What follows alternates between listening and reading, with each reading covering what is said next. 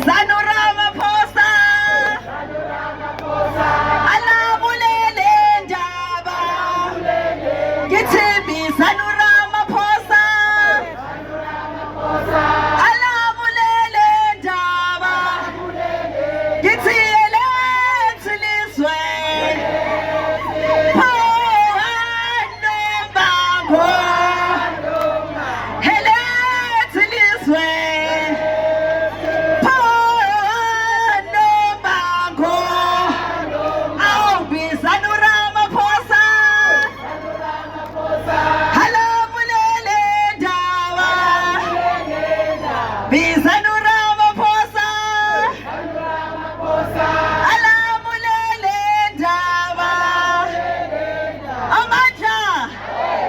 elethu lelizwe elethu abahambe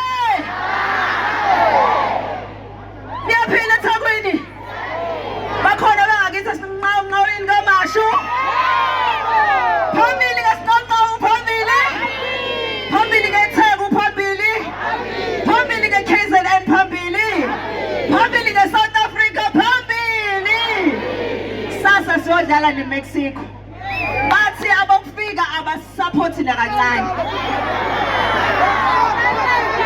bathi bafuna sishawe into ongawazi uyibone siyashintsha ekutheni nabahambe onganamaphepha eSouth Africa sithi ozela enza ubugebengu sithi abadayisa idakamizwa sithi abathatha iy'tolo angithi wonke umuntu unekhaya la azalwa khona lento yokuhamba belala ko-Home Affairs belala emapaki bethi ingoba siyabahlukumeza umuntu ubanjwe yini ukugoduka ekhaya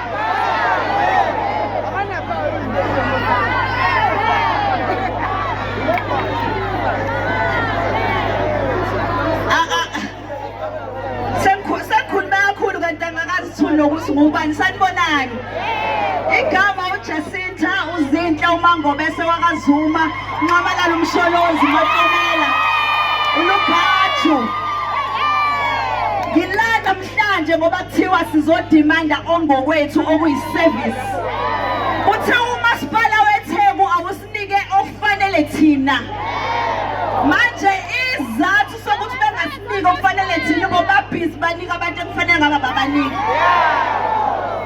lamabhilidi kuhlela abantu laphayana singabazi ubani wala eSouth Africa ufuna ngabe uhleli laphayana ngoba ithini uyazi isimanga ukuthi lezi iy'tolo lezi iy'tolo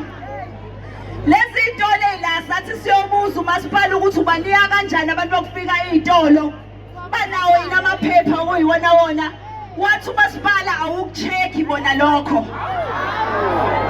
phekwa lokho bathi kuba khona umuntu oyedwa oba nepermit bese enikeza laba abanye so inqwaba le ntolo la kufanele ngaba zikho ngisho la 342 wey'tolo phekwa lokho lezi iy'tolo angithi khona into ekuthiwa ika-environmental compliance la ucomplya khona nezinto zokuqoqa udoti kanjalo manje isitolo masingabhalisiwe ngokusemthethweni abakwazi ngisho ukuzolanda udoti ngendlela efanele mabengawulanda udoti ngendlela efanele laba bayawuthatha udoti bawujikijele ngaphandle the time bewujikijela ngaphandle ungena kephi ungena la ngaphansi kuma-drain la ma-drain efanele ngabo ahambe amanzi ngenkathi kunetha amanzi ehambe uthatha wonke lo doti udoti usugcwele emapayipini bese kuba khona lento ekuthiwa iy'khukhula so silala nje iy'khukhula idala lezi ay'tolo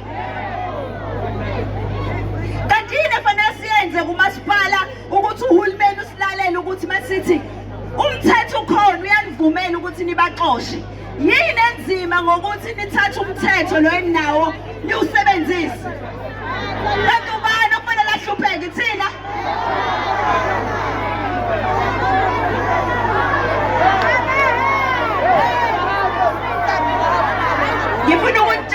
ngifuna ukutshela nayi into yokugcina engizonitshela yona sibonga kakhulu iMK ngokuthi lisukumele lo daba lokuthi sithole imfundo zethu.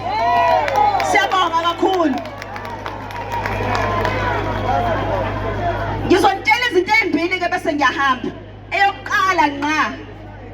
Eyokuthi ngomhla 4 November ningayenzi into engasile. Ngizoyibamba lapho nje. Ningayenzi into engasile ngomhla 4 November.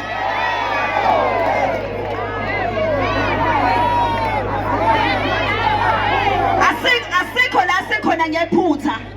Sila ngenxa yamaphutha. Asawafuni ke amaphutha manje. Ongokwethu kuzobuyela kuthina ongafuni futhi ukusinika lokho noma ngabe yiphi inhlangano engafuni ukusinika ongokwethu asiyivoteli nyangezwe. Asiwenze umbhedo. Ngomhla 4 ngizohamba ngizofika njengesproke ebusuku mawulele mawenza umbhedo. Sengiyivala nje sengiyivala. Ngibonga kakhulu nobuholi beMK for isimemo namhlanje. Ngiyazi ke sengizonqanqalaza yonke indawo ukuthi sasivele sibonile ukuthi le march and march istokfela sakaZuma anginendaba. Okusalayo uma ama South Africans ayi-MK mangithola ithuba lokukhuluma nawo ngizokhuluma. Ongathandi akagibela ibhanoyi ayo repatriate ayele. Makuyi stokfela sakaZuma vele ngokwaZuma I don't care. Angeke phela size sitshelwe thina njalo makufanele senze into kube kufanele kube khona sinetheza kubona. Yingakho kuhlala iminyaka emingaka singayithola izinto esizifunayo ngoba mawufuna into kufanele uncetheze kwikhansela. Uncethezelani kwikhansela? Ikhansela kufanele uncetheze kuwena votayo. Akho khansela esolincethezela la. Ngiyangizwa?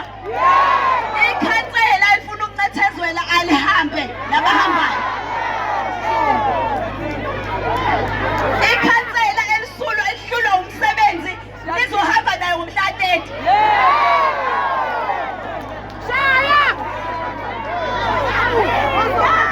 Niphinde ningilale lokugcina ke. Ngithi mina makhona abafikayo abade benenzela umsangano unyaka wonke na yonke leminyaka nawe zonke lezikhathi. Mebefika endlini bezonilethela igrosa bethi nibavotele thathani igrosa. Ngiyangizwa? Nithathe nenze ngisho ibray ngaleyo grosa. Mebenika iskipha nisithathe futhi niphinde nisule ngaso phansi base nimopha. Yezwa? Kodwa phambi kwabo ningasho lutho nivume lokho abakushoyo. Thathe igrosa. Ngiyangizwa? Thathe igrosa. Kodwa ngomhla ka4 ungayenzi into ebhedayo. Ngoba masuvona wena wedwa ozobukhona. Malithi ikhansela lishuthele litshela ukuthi umthetho awuvumi. Umthetho awuvumi ukuthi ushuthe ukuthi uvotele bani yes? Masuvota uvota wena nonembeza wakho. Akho khansela salincethezela kulonyaka ngiyangizwa. Akho ngisho uhulumeni solincethezela kulonyaka ngiyazwa. Ngoba nibangaka nje nintshela ukuthi uhulumeni fanele silalele yena kunokuthi uhulumeni ulalele thina. Sekuphelile ke lokho asakwenzi. Sengivala umhla 30 June. Ngithi ngomhla ka 30 June ngiyangizwa. Ngithi ubani? 30 June. Ngizwe kahle ngithi. Ngifuna ngenzele into eyodwa nje ngomhla 30 June noma zibe u2. Ngomhla ka 30. Sihole mama. Akhona oyedwa engicela ukuthi aye esitolo ayolutha niyezwa? Yebo. Akhona oyedwa umuntu okufika kufanele nimshaye niyezwa? Yebo. Ngoba the minute nibashaya uzobuka thina kuthiwa hawu Nkosi yami iArams enkosi ishayiwe Jesu oh shame ama South Africa ama vigilante. Uzothiwa uvele benilambile benifuna ithuba lokuthi nitshontshe.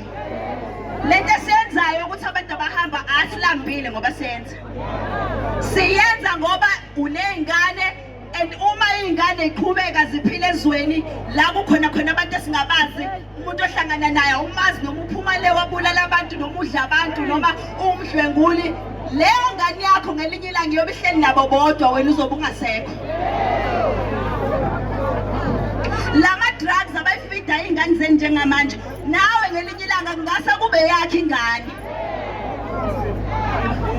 So ngithi kunina ngomhla ka-30 asintshontshi asiluthi. Into esiyenza ngomhla ka-30 siyabatshela nje kahle uhulumeni wethu ukuthi sithi abenzeni akunizwa abenze njani ngomhla ka-30 sithini hayi ngizohamba mase seninginika umfutho kokugcina sengizohamba